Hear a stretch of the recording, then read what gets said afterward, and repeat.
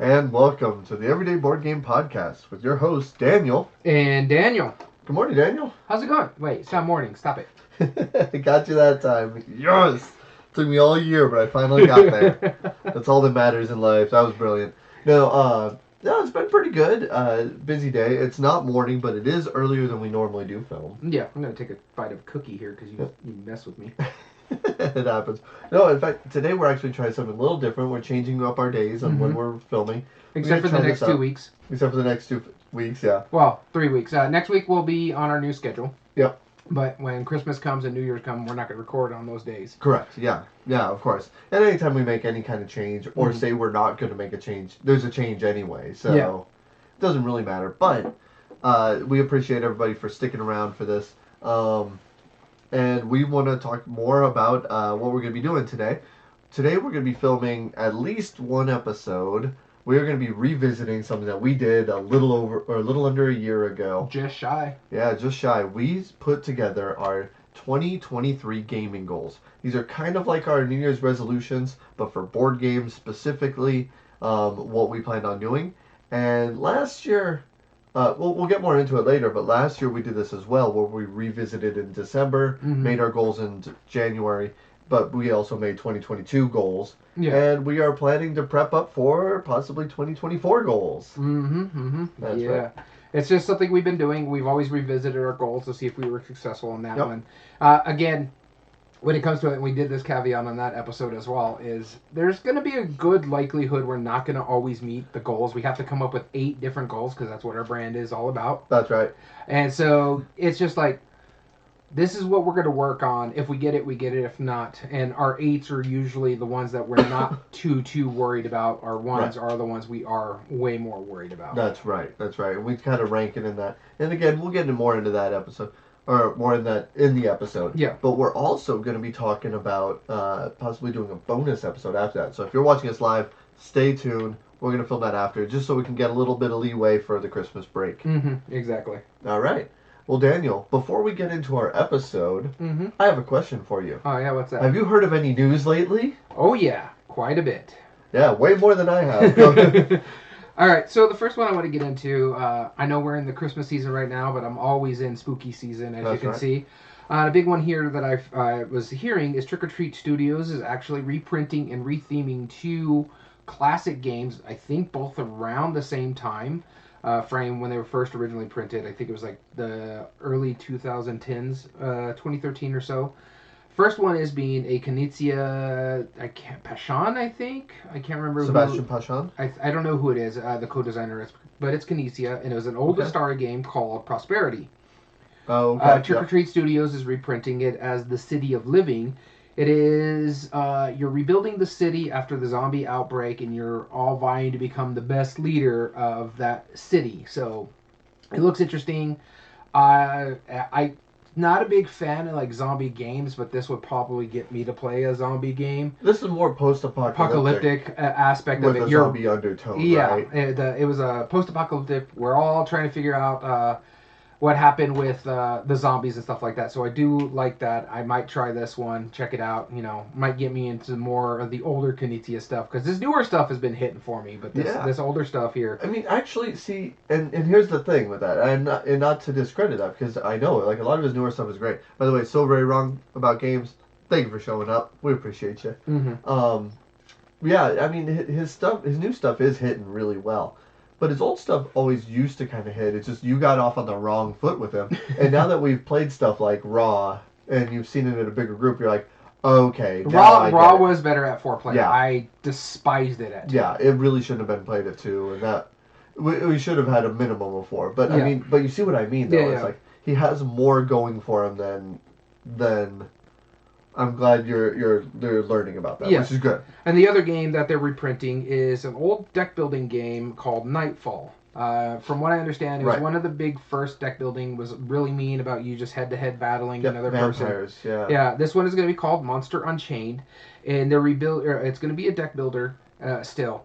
but it's got the Universal Monster movie theme on it. And That's once I heard that, I'm like, I'm gonna have to get this just to try it out. I know a lot of people are like, I heard it's gonna be a reworking. They're gonna streamline it a little bit I hope better, so. clean it up. But yeah, it's got the Universal Monsters on it. If I'm playing a deck full of like Frankenstein monsters versus Dracula, it's gonna be fun. Yeah.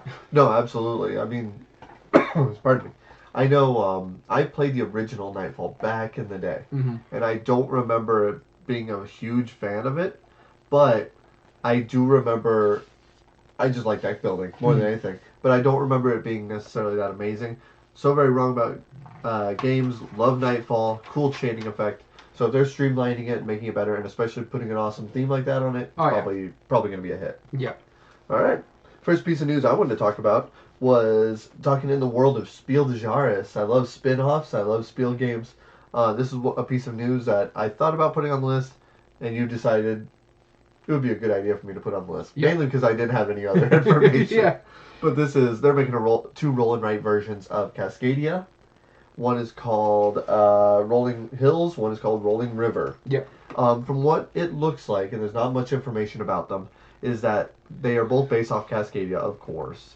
And you're going to be doing combinations of animals and different terrain types that those animals occupy, but in a roll and write fashion.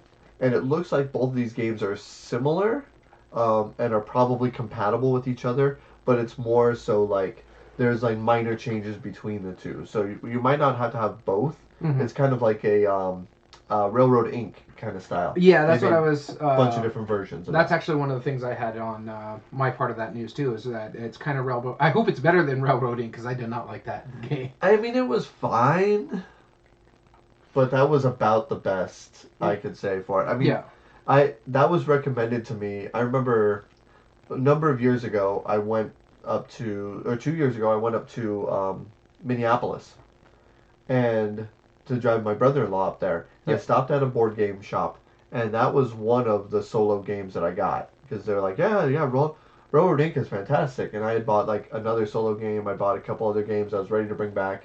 Mm-hmm. I was like, I just want something to play on the airplane, sure.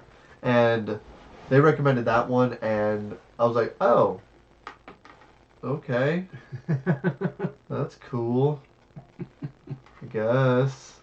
The other one was Friday, which I actually really liked that one. Mm-hmm. That one was a blast. And so when I played Railroad Inc.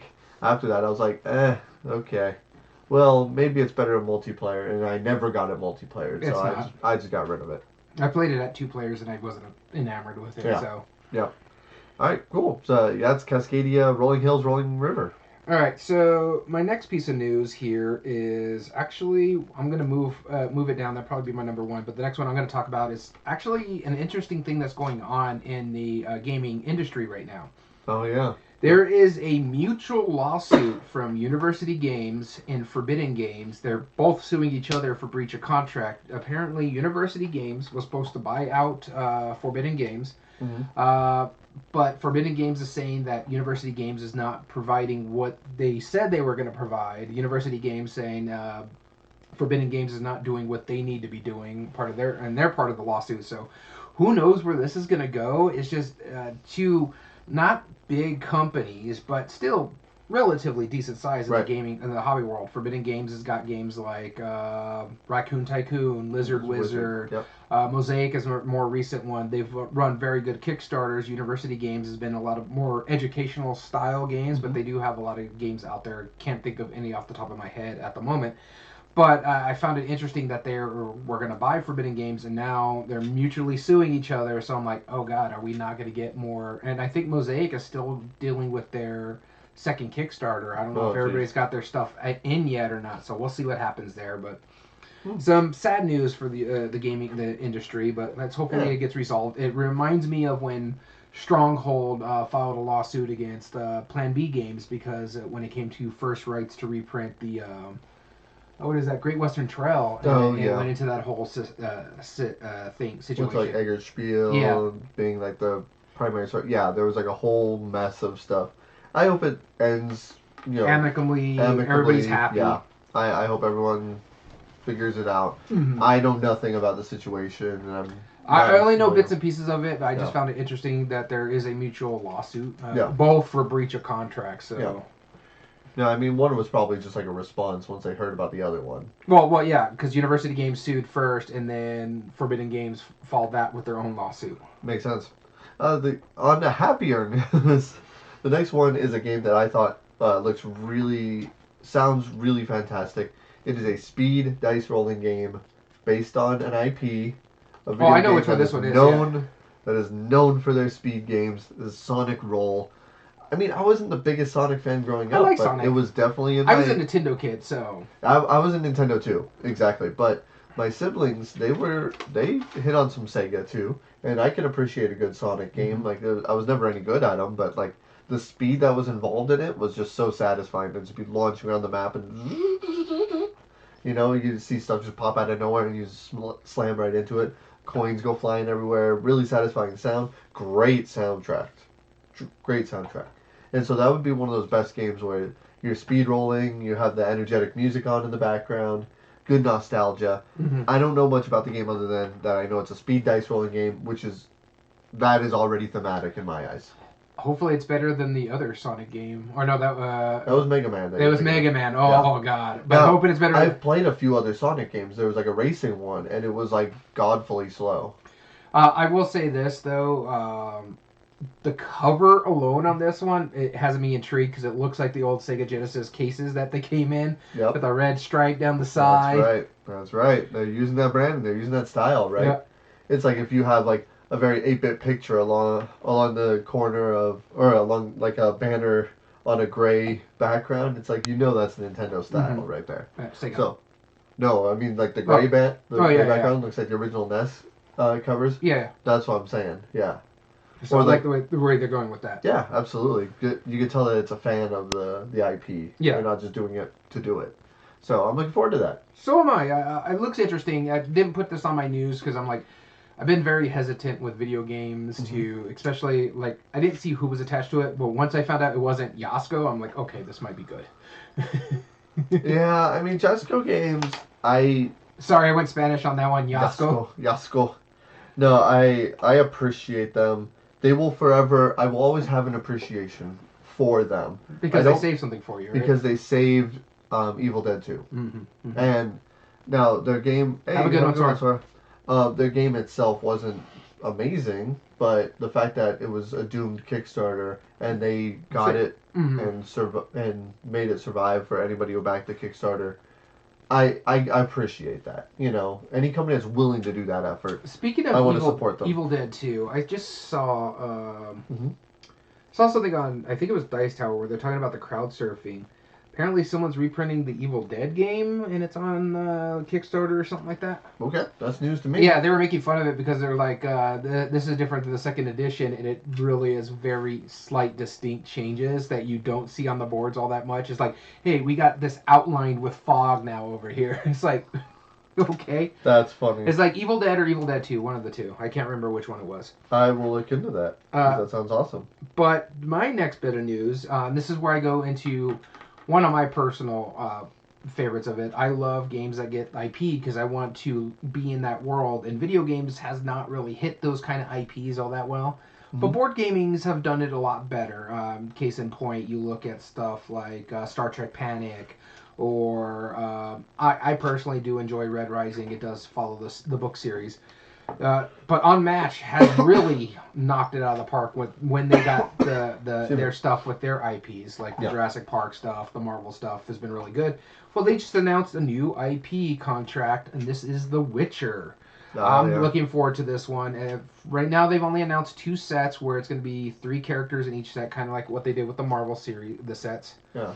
And so this one is going to be based on The Witcher. Only 2 characters I know for so far that they've announced is Ciri and Geralt, the main protagonist on it. So I'm looking forward to it. I want to see, like, is Yennefer going to be like Geralt's helper, or is he going to have Roach? That will be his helper, the horse. So yeah, I'm really intrigued how they're going to plan this around, because there's not a lot of like main characters. I mean, I know they've announced only 6 characters are really going to be in that set, but are they going to give like helpers and stuff like that? So we'll see how they do it. But I'm looking forward to it. I love The Witcher. In fact, me and my wife pretty much owns the entire short story series, I guess you can say. Um, they're not very long series, but yeah, it's really good. We enjoyed the show. I liked the first season a lot more than I enjoyed the second season, so we'll see what happens there. But yeah, The Witcher. Cool. Coming to Unmatched. I mean, yeah, I got nothing to say about that. I will say though, I did play the Witcher Adventure board game back in the day. Okay. And I remembered I liked it. It was That's pretty good. fun. Yeah, I learned how to play it. Taught a group for just so I could help them out, and it was fun. It was enjoyable. I mean, but that's the only interaction other than I've seen the first episode and I hated it. But that's it just didn't catch me from the first one. But oh well, c'est la vie. All right, next piece of news I want to talk about is a new edition of another Kennerspiel winner, I believe, The Crew. Yeah, Kenner. Yeah, there's a Kennerspiel of jars. They're making a new one called The Crew Family, which is not only a family themed version, a family weight version. Mm-hmm. A family gets stranded on an island. You're using the cards to survive. I don't know how they're going to make this thematic. I think it's based off the Swiss Family Robinson. I think it is, yes. The Swiss Family Robinson, either in theme or style, whatever it is based off of. I know that's the premise, generally speaking. Yeah. But, I mean, The Crew was never a thematic game. Not really. I mean, at all. I mean, it's cooperative trick taking. That's cool, but yeah, I never felt like I was under the water or in space, stranded. The only thing I like those two that can make you kind of feel like the thematic aspect of it is because it's limited communication. You can't really talk to each other. So, other than that, Sure. and again, Which when will you're make even less sense on an island. yeah, exactly. Like, we lost our voice. and that storm, it's like the Oregon Trail, I guess, on the island. Yeah. The stereo or something. Yeah, exactly. I don't get it, but I'm willing to give it a try. I like the other two. Mission Deep Sea was really fun, and I like the theming of it. I just wish that there were more thematic. Like, it made more sense, but I don't know how you could do it. Yeah, so I don't know. I'm looking forward to it. I still haven't played the Deep Sea one. I haven't finished the campaign of the physical crew, and I just realized my stocking stuffers are still behind us. So Still showing those off, huh? Apparently. But no, I really do enjoy the Crew. I think it's a fine trick-taking game. It's just we hardly ever play it because there's other trick-taking games that we like more, like Little Devils. Yep. But yeah, no, it's interesting. I am intrigued with this. I want to see how it's going to work for like that family weight of it. Don't get me wrong, the Crew is not very heavy until you get further along because the whole point of the Crew is you're feeding tricks to the right person. So I wonder how it's going to work because it's supposed to be family weight. How are you going to teach, I don't know, your 8-year-old nephew to play it with your 88-year-old grandma? So this how that was going to work, we'll see. Yeah. But into my last piece of news, and you kept rolling your eyes when we all started talking about this piece of news, because all three of us in our game group are fans of a specific author, Brandon Sanderson. Oh, yeah. Okay. And so Brotherwise Games is actually bringing one of my favorite series. Wait, when you're done. One of my favorite series from him, based off one of my favorite series it is. With a mechanism I thoroughly enjoy. It's probably one of my top 5 mechanisms. With one of my top 5 designers. So it is Mistborn, a deck building game created by John D. Clare. So I am super, super excited for this. I told our mutual friend Dom about it. I know our mutual friend, the Gamehead Geek, is excited about it too because we're all really, really big into Sanderson's series. We're really big into a lot of, I think most of us, the group, like a deck building as a mechanism. You enjoy it even. It's drafting that you have issues with. I don't like it. Will specifically pick and pass drafting. That's my least favorite. I'll do most drafting, but just but this one it's hitting like everything for me. It's hitting deck building, which I love. It's coming off one of my favorite series. In fact, it's probably my second or third favorite series from Brandon Sanderson. And I'm not even finished with my favorite series because that's not going to finish for another. There's only 4 books out of 10 books for that series. Then how do you know it's your favorite if you don't know the ending? Just because the first 2 books alone were some of the best written books I've ever read from him. It's that good, and the story just enthralls me. when I read a 1,500-page book in like 3 days, that tells me I really enjoy that series. Yeah. So one book is more than the entire trilogy of the Mist Wars, so roughly. But yeah, no, it's really good. I've enjoyed Brotherwise games lately too, so it's cool. And then of course it's John DeClaire. I just told you that name. You're like, all right, I don't care about the I'm IP. Yeah, I'm gonna play it. I'm excited for it. We'll find out. John DeClaire deck building. Yeah, it's probably going to do something interesting. And he says it's going to kind of base like Dominion, so I'm thinking that there's going to be like different cards out there instead of like a river like most modern deck builders are doing. I think he's just going to have these are your sets that you can buy from, and then we might. The thing I'm thinking is that we're probably different houses that we're going to be warring over. So someone's going to be playing like the one that's supposed to break everything down, and everybody else is playing their own interest per se. So we'll see what happens, but that book series was really good. Yeah. So cool. Looking forward to it. And the last piece of news I wanted to talk about was another Spiel des Jahres nominated game. Not one, but nominated. And we talked about Knizia earlier. This is a Knizia game. My City, the legacy game, kind of like a polyomino game. What makes it interesting is that they are making an app version of this legacy game. Oh, yeah. Yeah, they're making it for both Android and Apple, so you'll be able to play it on all of them. I don't know when the release date is. I know that they announced it. It might be out soon or already. I'm not sure. But the fact that you could do this legacy game over that, and I thought that would be a good system for it actually, like because the game itself only takes about 15 minutes. It almost takes longer to bring out the game and work on it than it does to play it and to read the rules than it does to actually play. Yeah. Like it's super quick. It's a nifty little game. A lot of people really love it. I enjoyed it. I got it because it was nominated for the Spiel.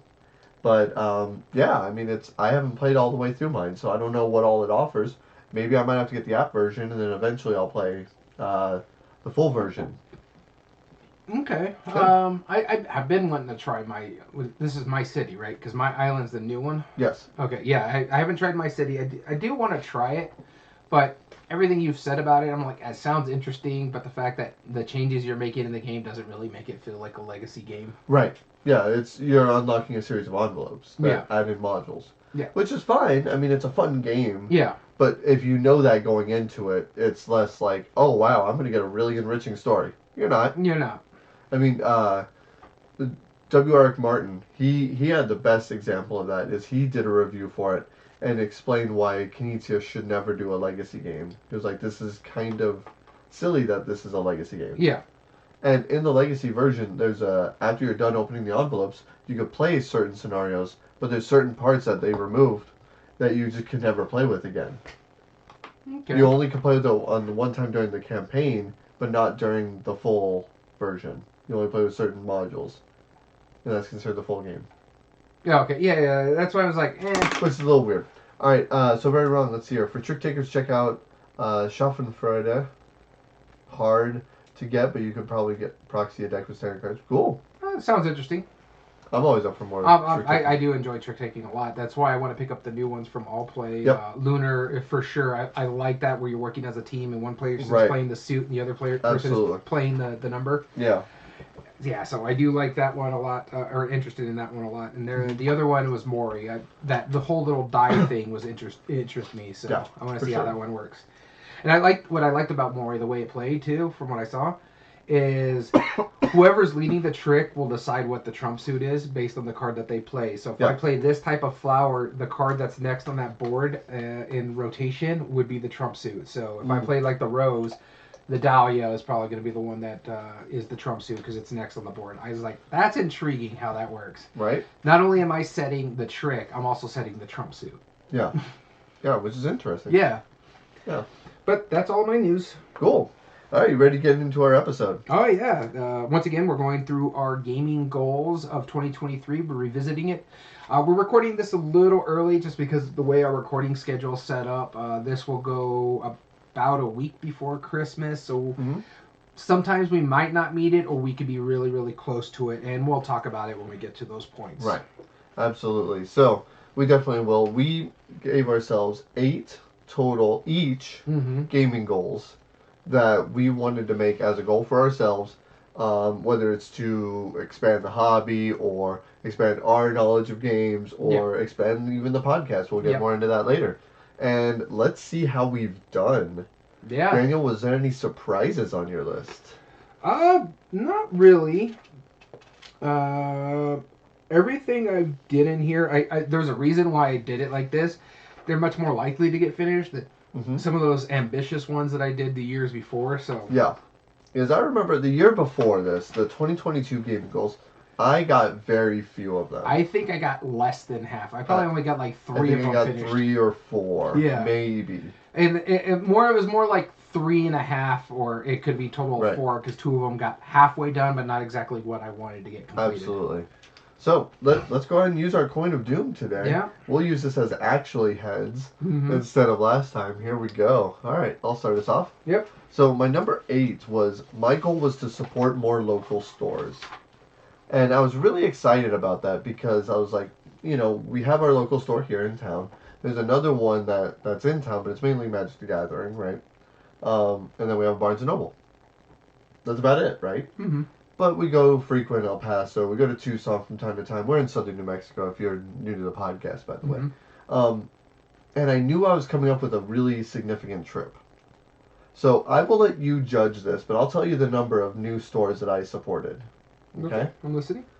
Within the combination of me traveling for my daughter's cheer practice, telling you about all the other stores that I've seen, and a 4,000-mile road trip that I took this summer with my family, I supported 18 different stores. No, you didn't do enough.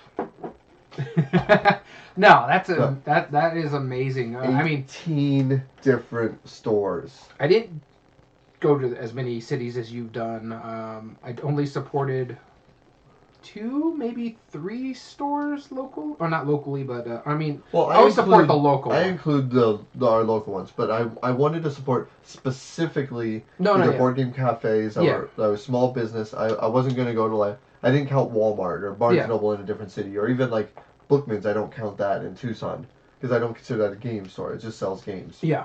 But I'm talking like either mom and pop or small chain or like cafes and stuff. I went to 18 different stores. No, I get that. No, but including local. Too. Yeah, but that's good. I mean, to think about it, we have like a handful of stores in just a 40-mile radius. Yes. And when I say handful, it's like 3 really good stores. You have your card stores, like your Magic and stuff like that out here. But yeah, we have one local in the city that we're in that sells board games. Then we have one that's in the city 40 miles from us in El Paso. The one that we love a lot there too, Game Vault. They're really, really good people. But they're a dedicated game store. How's it going, Corrupt? Whereas like Zia, they're a dedicated game store, but they're more also comics and other stuff too, because they're the one-stop nerd shop. That's what I call it. One-stop nerd shop. That's a great tagline. You should pitch that to them. But it's that's impressive. There's only one game store that I actually visited outside my area. Actually, no, 2 in 2023. No, it was only one, and that was over in Cleveland. I can't. War Game Matrix, I think is what it was called. And that was amazing. Yeah. Not for the faint of heart, though. Right. So I would consider that. I mean, my goal was to support more stores than I had the year before, and I don't know the number for that, but I know it was less than 18 different stores. Yeah, so I'm going to count that as a success. Yeah, I count it as a success. Got a pretty decent PAX U-Haul. Can't wait to play them. Nice. Yeah. I would like to go to PAX U. That's one that's always intrigued me out of the other ones, like Board Game Geek Con. I want to go see. Gen Con, I'm kind of that giant crowd where they take out a freaking football stadium. I can't wait. I would love to do that. That and Essen, they're on the top of my list. I do want to try them, but like PAX U would be one. Another one would be what is it? The other one, Board Game Geek Con. I want to go to these other ones that are not like the massive ones that everybody knows. Yeah. Well, so like Board Game Geek, PAX U, they're big, but they're not They're not the Gen Con. They're not the SN. They're not the Dice Tower. Stuff like that. Grub said that they're only an hour and a half away from Philly. Yeah, we've had this talk before. Yeah. You know what? Well, we're an hour and a half away from Nothing. Nothing. We're about 3 minimum hours from a decent city. Decently El Paso sized is major okay. city. Well, Yeah. El Paso's big. El Paso's big. El Paso's about, depending on where you're going, it's 55 miles from where I live to the airport. That much we know. We've timed it. Yeah. So that means it's about 60 miles to the next best game store in the area. Yeah. Tucson, which is not that big of a city, is 3 hours away. Albuquerque, 4. 4 hours away. Albuquerque, which is 3. another big city, it's 3.5 hours away. Right. And if we want to go to somewhere like Phoenix or Denver, you're looking at 6 to 10 hours. Yeah. But what?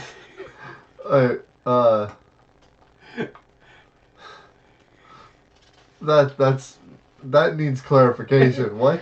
Yeah, we'll get back into that, but Yeah. we'll go into my first gaming goal here. Was to finish The Office. I still haven't finished the soundproofing like I wanted to. It's kind of half done. Mm-hmm. I did. There is soundproofing on the wall. You can't see it here. Yeah, but I want to complete. I want to get that whole corner filled right over there. I want to get that wall and this wall completely done, and probably part of the ceiling there too. But I did get more shelving, like I said I was going to do. We got more decorations for the holiday that we're celebrating right now. There's more artwork on the wall. I got some pins. You can't see them, but they're right over here. There's a calendar behind that. We'll start up in 2023. That's right. my new board game creations calendar for the new year. Your string art. Make sure to clarify that up on the wall over there. Ain't no rubber bands. There's no elasticity in there. That's right.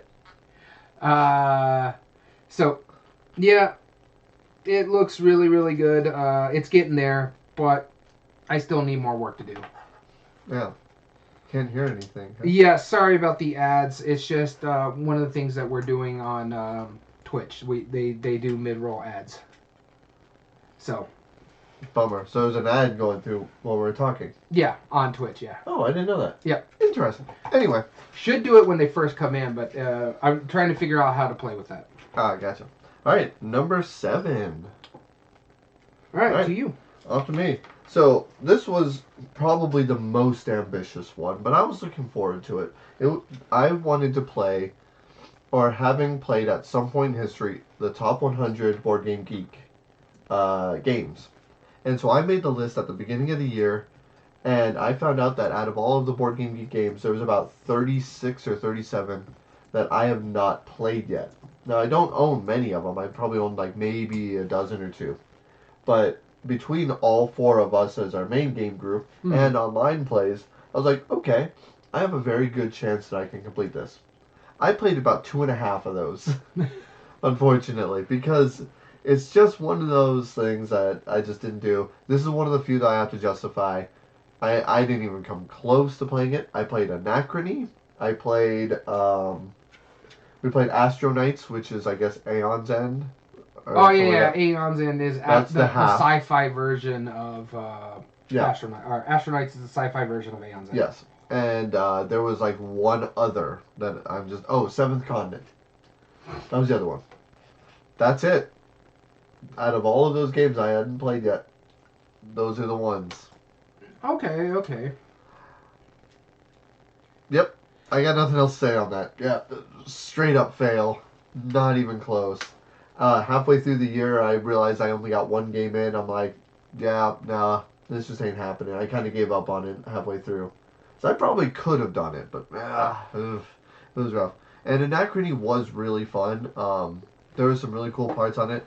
It is a little convoluted for what it is, but it is a great game. Yeah, so yeah, I do really enjoy it, but it's one of those things that we don't need. Yeah. Very cool.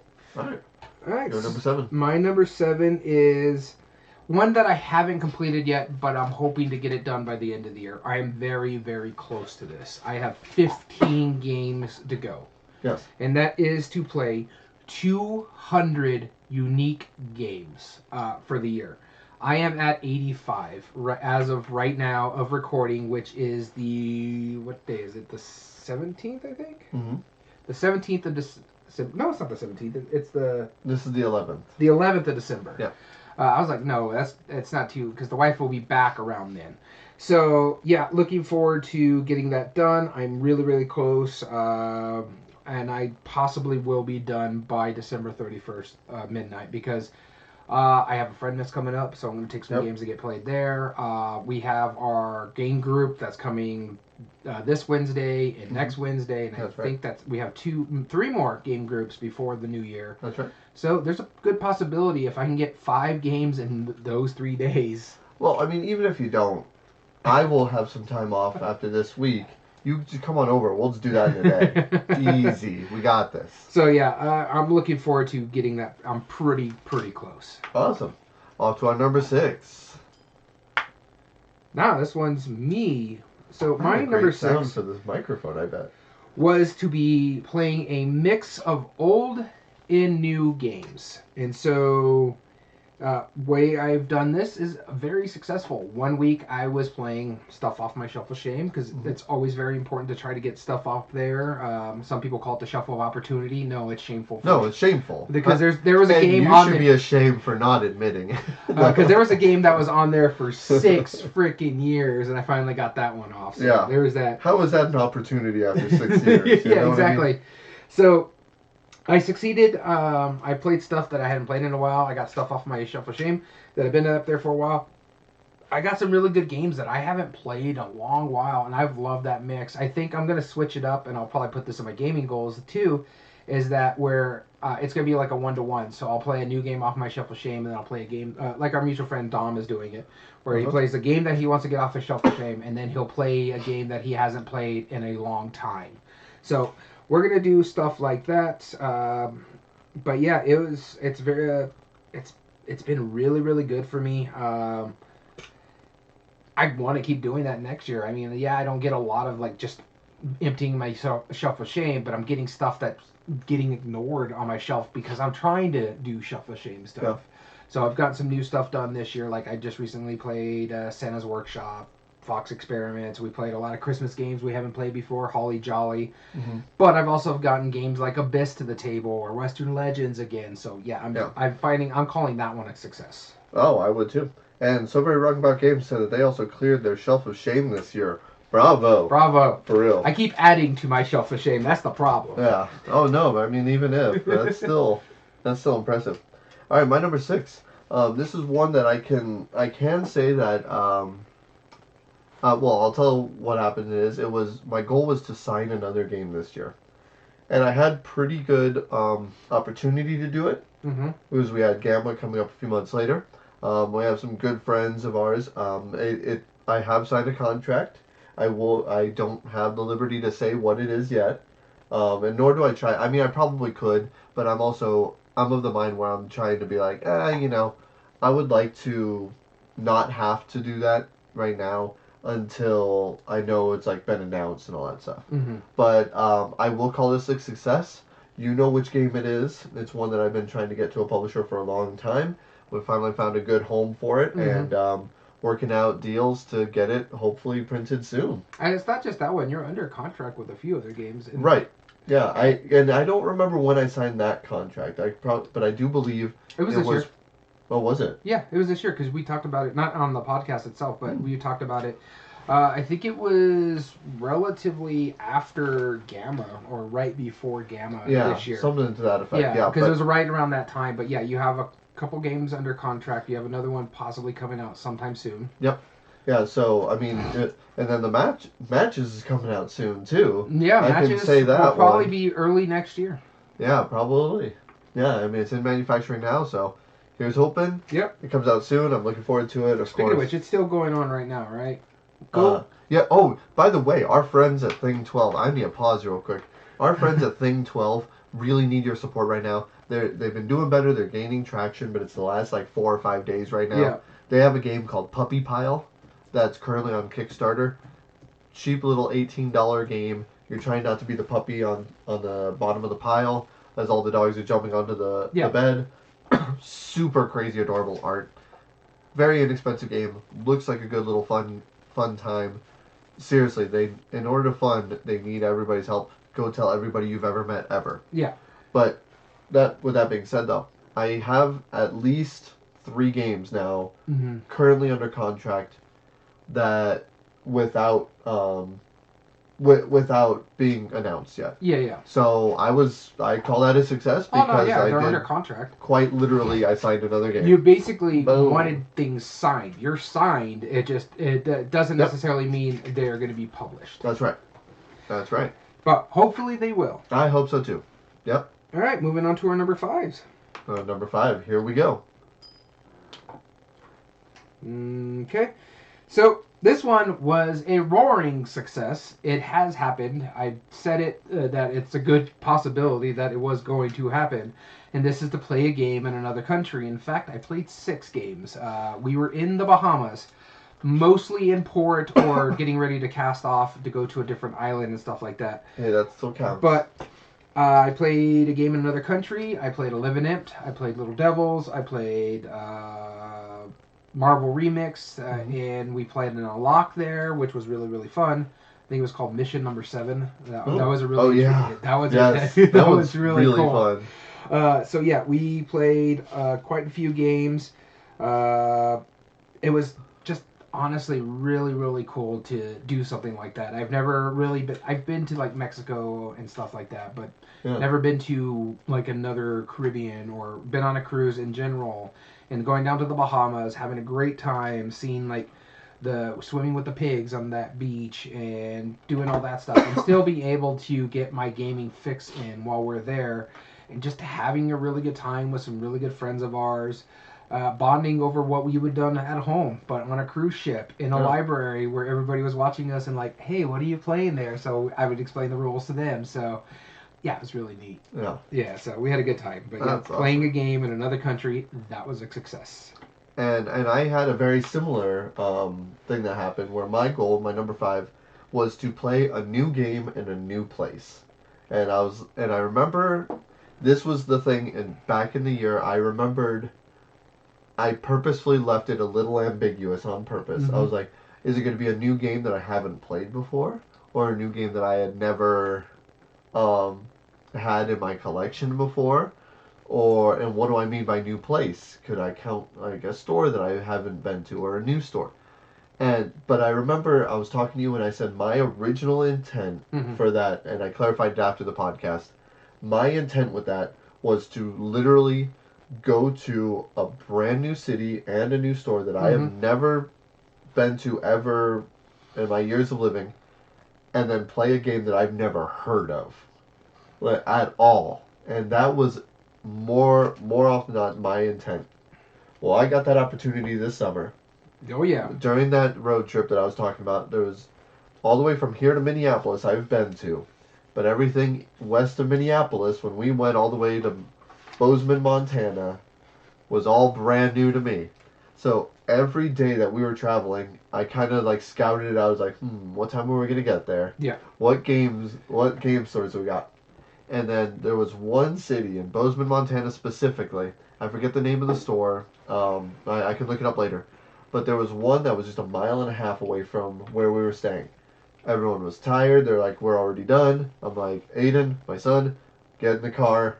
We're going to go to the store real quick. They're open for another 2 hours. Here's my chance. They have a game library. Let's go see what we can find.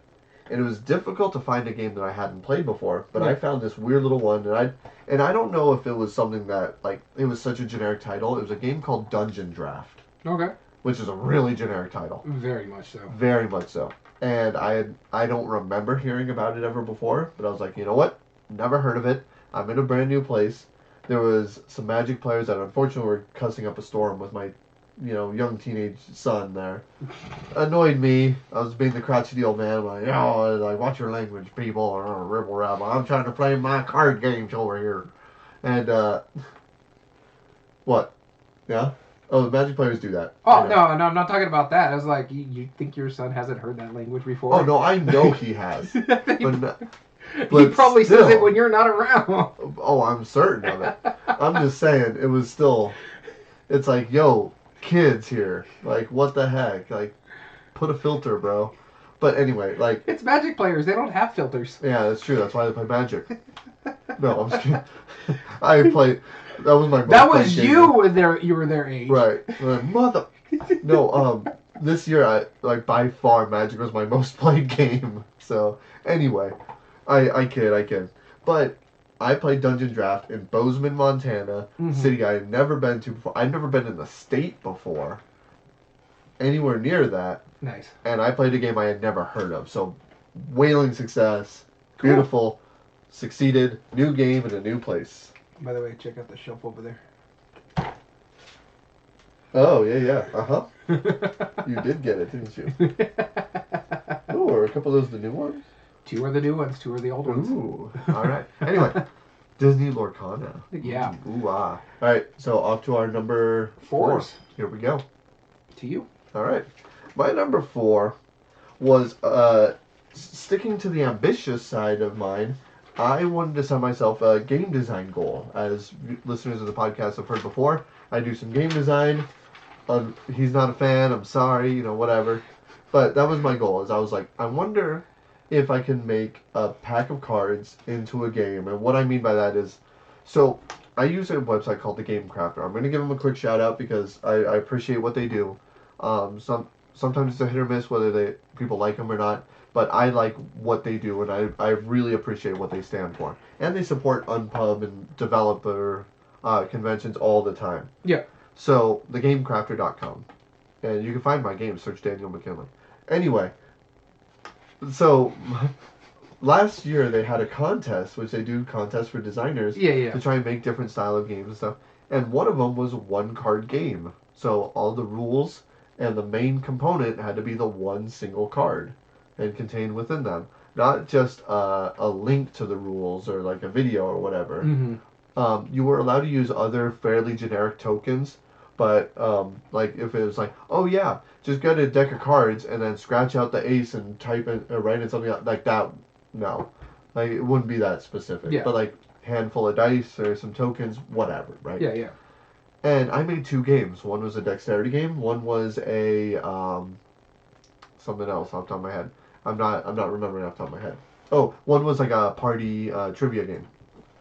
Kind of like checking to see like the reactions of people. Mm-hmm. And I thought those were cool, and I put them online, and I have heard of Regicide actually. It is actually surprisingly fun. Only played it once, so. Where was I going with this? Yes. Okay. So. That's why you don't respond to chat until you finish your point. My apologies. My point is long gone at this point. No. So I made those 2 games.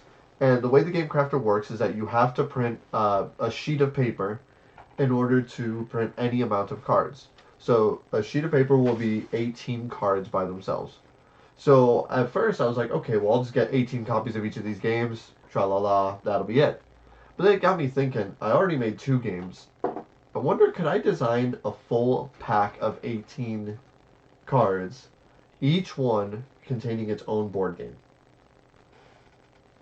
I am proud to say that I am announcing it here. You've already announced it. I've already announced it, but I am announcing it here officially. About a month and a half ago, I have completed all 18. And not only have I completed all 18, I am currently right now working on the art and the design so I can put it on the Game Crafter in a small hook box. And not only that, I have one of the widest ranges of games. I have 2-player abstract strategy. I have dexterity. I have party. I have a lightweight Euro worker placement resource management game. I have a stock market game. I have all sorts of different things. I have a 2-player head-to-head war game, area control. I have a game kit, a full collection of games in a single wallet-sized packet. That was my goal. I am succeeding. Later on, at some point in the future, I will say when it is live on the Game Crafter. But look forward to that. Currently, right now, it is called the Emergency Game Night Kit. And you can always carry it with you. And in case you need a game night all of a sudden, you have the games available. So, there you go. That was my 18-card pack. Very successful. Very proud of the games that I came up with that. Alright, going on to my number 4. This is an utter failure. It is a straight-up failure. This is one that I kind of wanted to do. But I blame places like Game Nerds and just deals in general because I'm still going to buy some more games when Barnes and Nobles do their 50% off deals. Do we know that's going to be for certain? They said they're more than likely going to do it again next year. The reason why they did it last year was because they noticed like uptick trying to clean off their store for like other things that they were really successful. So they wanted to test it out with board games, and it went gangbusters. So they're more than likely. I don't know for sure. I haven't heard anything, but more than likely from what the workers are saying, it's probably going to happen again. Just to clear out inventory, because a lot you got to think about the fact that the reason why they did it after Christmas is they get a lot of extra stock in because of Christmas. Yeah. And so this is the way for they can clear out that stock, especially because the end of the quarter is coming up. So they have to do the inventory and everything going on. Sure. So, but yeah, this was for me to buy less games, and compared to last year, I did buy less than I did last year. Well, so then technically it's a success. It's a success, but not really. My whole thing was I wanted to back less. I wanted to buy less.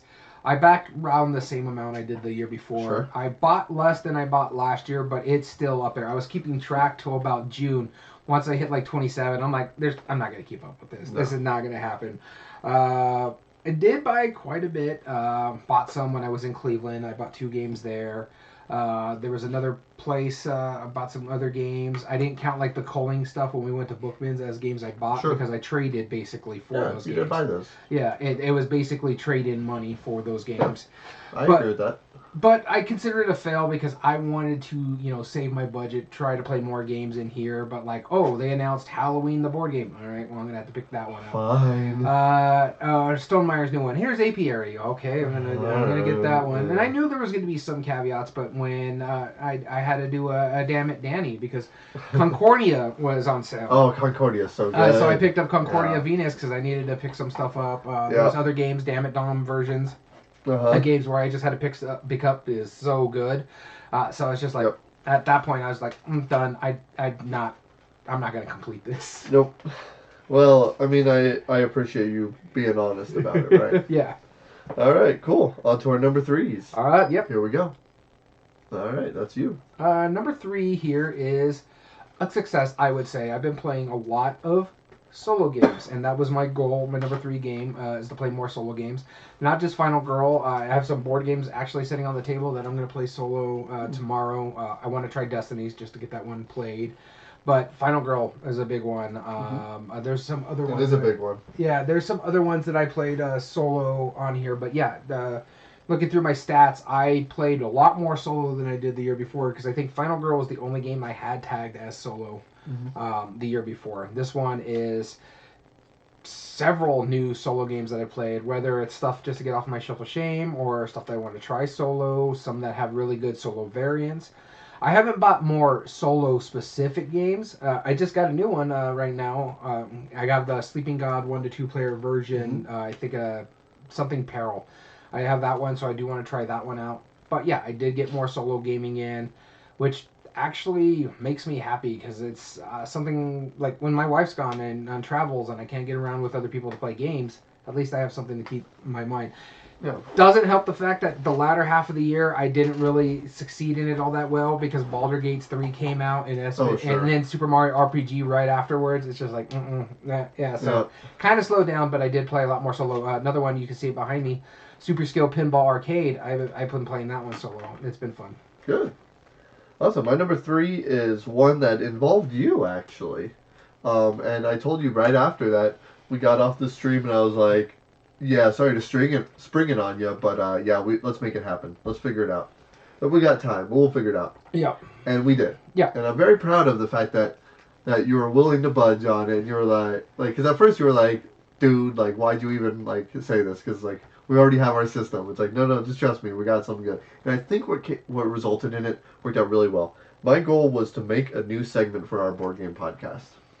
And we came up with Board Game Brainstorm, which we were already kind of doing similar to that. We were using it as our chits and giggles, but we have now an official breakdown. No, that was the compare and contrast. Yeah, we had the compare and contrast, but that's what I'm saying. Like, we were giving these, like, recommendations based off of, like, our criteria and how we do it. And I was like, and you were the one who came up with the specifics of it. Yeah. Which, bravo to you, because I think that's I personally think that's one of our greatest segments. I love the breakdown. Or the brainstorm, because then we get to take a classic game, we get to build off of it, give recommendations based on our criteria and why we debate them that way, and then we can justify the reasons for our topic debate, and now we can give our listeners more content, more stuff to do every time they join us, and we have more variety in what we're talking about. Because back in the day, it used to just be chits and giggles and top 8 debate, then we added in board game breakdown, then we added in board game brainstorm. Now we have like a full month schedule every single month. It's awesome. And it's something different every week. Exactly. And that's some variety and changes it up, and I think keeps everything fresh. So make a new board game podcast segment. Success.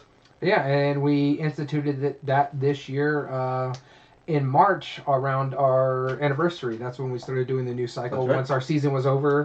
Because last year we led into the end of the season with our top 100 games of all time. But we're not doing that this year. I say we'll probably revisit that in a couple years or so. Yeah, something like that. There's no rush for that. It doesn't change that much. Cool. Oh, it changed a lot for me last time. Well, it did last time, but not so much this year. Yeah, so moving to our number 2. Number 2. Up to you again. This is the only one I didn't make notes for because I call it a success. We talked about it earlier when I was talking about playing a game on a cruise and stuff like that, and that's to be a better ambassador for board gaming.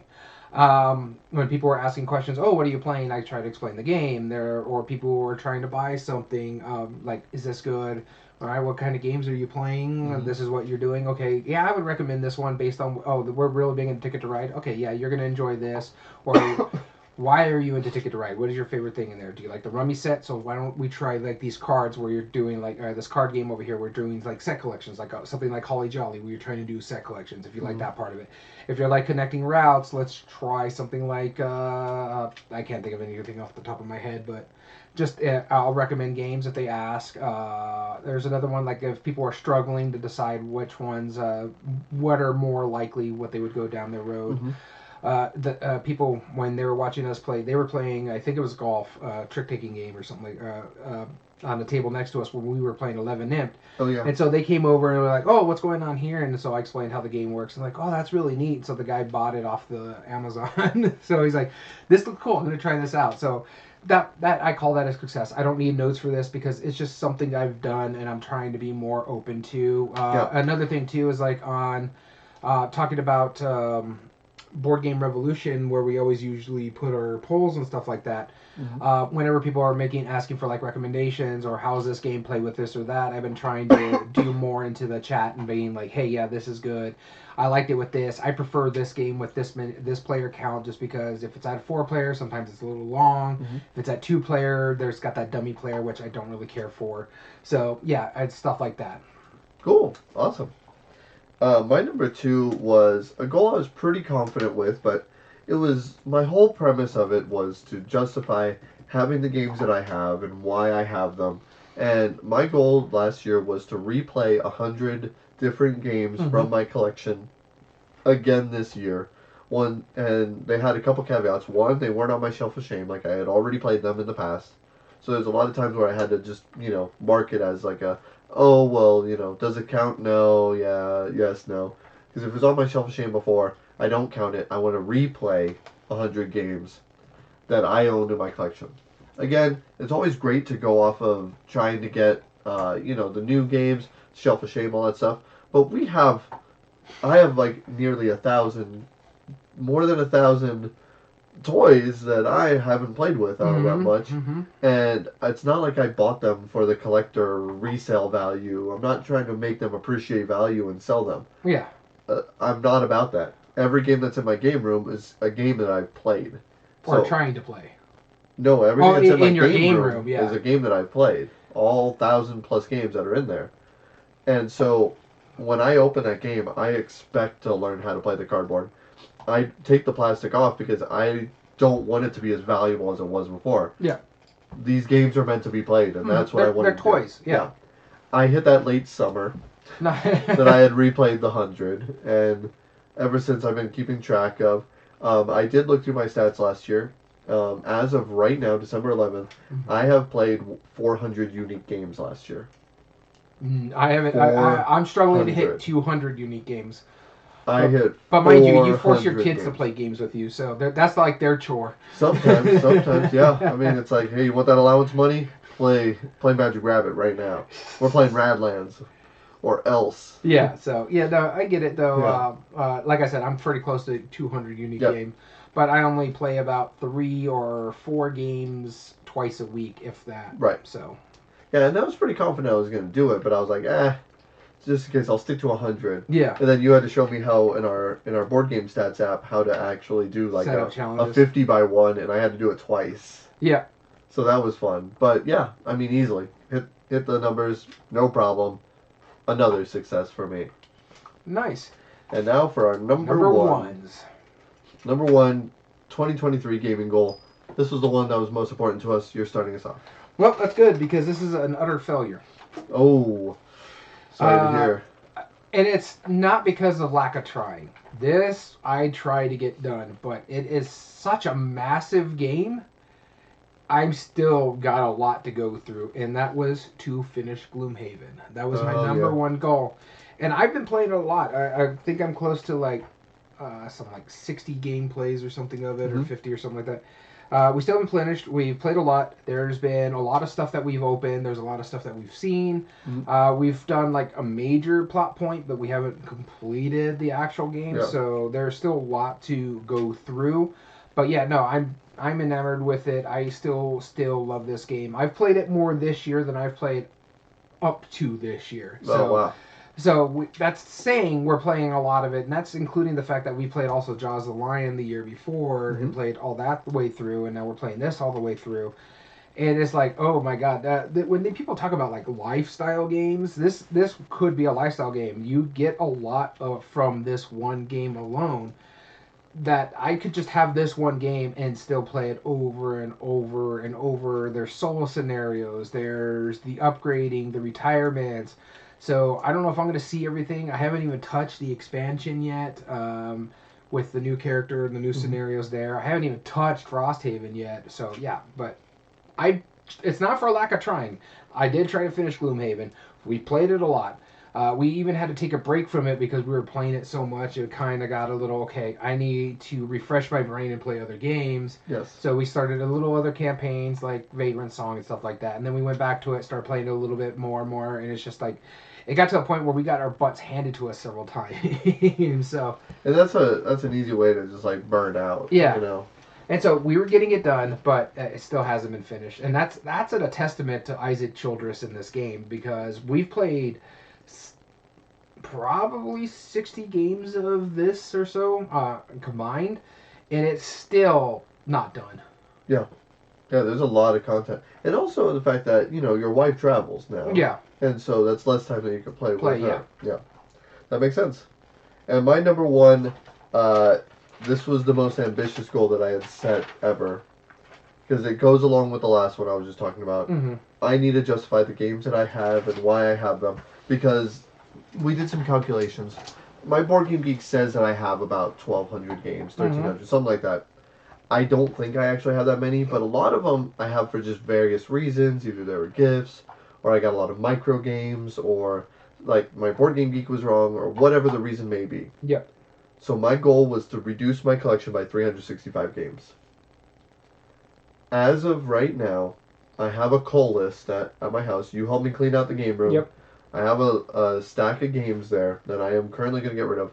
And now, even though I haven't removed them from my collection technically yet, and the big part that is going to go. The big part of that, too, is one, you're waiting on some people to come pick up the ones that they're going to buy, and whatever's left is what you're going to take to our annual cull, which I think we're talking it's going to be the 7th of January. Something like that, it would be like that first Sunday after the New Year. Yep. So they're going to be gone. It's just that when we go for that road trip. Exactly. So and so they are going to be culled. I've already committed them that they're going to be gone. 370 games was what I'm getting rid of total. Nice. And I found some that were like duplicates on Board Game Geek, so I took those off. I counted those as well because that reduced my collection on Board Game Geek. I also took off some of the ones that I'm like, this is kind of unnecessary. Like, for example, like poker. Like, I had it on my Board Game Geek. It's like, yeah, I technically have poker. Because you have, like... I have, like, decks of cards. 10,000 deck of cards. Something like that. Give or take. 2,500. Come on. But that's not joking. You basically led a trail from your kitchen to your little dining gaming area. I filled a couple of large rooms. Yeah. Covered the floor. But regardless. But that's what I'm saying is like stuff like that. Like cribbage doesn't need to be in my board game geek collection, even though I play it. I don't. It's a deck of cards. It's a deck of cards, right? Yeah. Everyone owns cribbage, right? If they have a deck of cards. So stuff like that. But really, the vast majority of them came about 2 months ago. I was looking through my collection. I had culled at that point 190 games so far. Mm-hmm. And I said I have about 170 to go. Daniel, let's do this. Yeah. And we went through that game room, cleaned it up good and nice. It looks great, and now I have a stack of hundreds of games, or almost 200 games that I am getting rid of now, because they need to go to a better home. I can't play that many. Yeah. And I know that now. And so that is a huge success. And I was actually nervous at near a couple months ago when I realized it was like I'm only at 190 games. Yeah. And I was like, the worst thing that could happen is that I fail to do the 365 and I've already gotten rid of almost 200 games. Yeah. Like, can you imagine saying that? I got rid of 200 games for this reason and I failed. That would suck. Yeah. Because some of those I got rid of that were really decent games. But if I'm going to keep them, I might as well keep them. I also got some out of that, so... Yeah, you did. I know you're not complaining. I gave you some good ones, right? Yeah, I got... Well, they're in the... One's in the other room. I have the River, which is on my shelf of shame. I got Yamatai from you, because I like Bruno Cathala. Yep. But yeah, I got Half Truth, which that's never going to stay in my collection. Yeah. It's a great game. You gave me Bargain Hunter because I'm just more enamored with trick taking than not enamored by trick taking, but you're like, I don't need this many. If I want a great Uwe Rosenberg card game, I'm playing Bonanza. Yeah, right. Exactly. I don't need that. So that was my reason. Huge success, Daniel. How many did you have? How many were success? Let me go through it. Sorry, one is a semi success because like I said, 15 games by the end of the year. Right. Well, I mean, yeah, we'll get there. So I'm going to count that as a success because I am going to hit it. Yep, same with my 365 games. 3, 4, 5. So I hit 5.5. 5.5. Because I still got to work on The Office. I did 7 out of 8 this year. Nice. All but the top 100 games of Board Game Geek. And like I said, everything else was a success. Gloomhaven wasn't for lack of trying. I was really trying for that one. Oh yeah, no, that's intense. And Illuminus, I didn't get to say hi, but welcome. All right. And let's get into that. Thank you so much for tuning in. If you ever want to join us on a live episode of our podcast, join us at twitch.tv. Twitch.tv/everydayboardgames, where you can chat with us live, join in, like So Very Wrong, Corrupt, Sora, Illuminus, all of our friends that are tuned in. We'd love to hear your opinion while we're talking. And you can join us there at twitch.tv. As well as all video re-uploads are found on YouTube under youtube.com/@everydayboardgamespodcast. And if you like what we do, there are 3 things you can do to help us grow on the platform. Subscribe if you're not. Like the video and comment down below and tell us your thoughts on the subject. And if you ever want to email us directly, sorry, I'm looking at your script. It's backwards the way I normally do it. If you ever want to contact us directly, you can email us at everydayboardgames2020@gmail.com. Whether you want to say hello, give us ideas for future episodes, or possibly enter in future contests. That's the email. Email us at everydayboardgames2020@gmail.com. As well as all audio versions can be found on most podcast platforms under Everyday Board Games Podcast. This includes Spotify, Google, Amazon Music, Podbean, and now Apple. And we want to thank you so much for tuning in. As always, I've been your host, Daniel. And I've been your host, Daniel. And we want to thank you for listening to Everyday Board Games. And remember, every day is a good day for board gaming.